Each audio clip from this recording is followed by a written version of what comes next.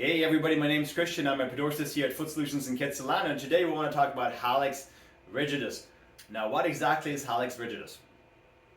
Hallux Rigidus is a condition where your big toe joint is blocked in some way, right in this general area. So this is your big toe, but the joint itself, where it bends, is just behind it. That's what we call the first metatarsophalangeal joint, and that particular joint just doesn't have no ability to move up and down. One of the downsides with Hallux Rigidus is that it may affect how you walk. What ends up happening is that you either start to roll off the outer side of your foot, or you may be abducting, causing your foot to turn outward significantly so you can roll off the edge of your big toe because you can't bend that particular joint. And that can affect your knees, it can affect your back, it can affect other parts of your body. In some cases you can use an orthotic to try to take some pressure off that area. Now that doesn't work very well if you have a rigidus condition, meaning that there's osteophytes or little bone particles that have developed in this joint area, and as a result it blocks the toe from moving, so you can't improve the mobility of this because it's blocked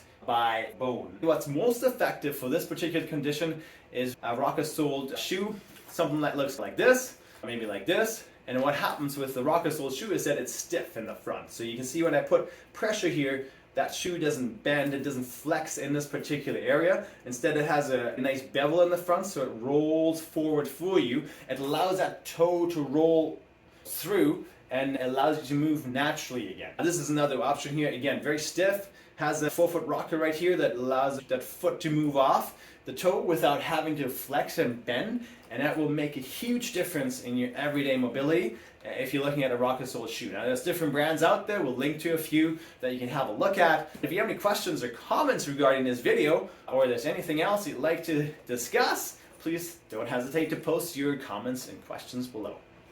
Have an awesome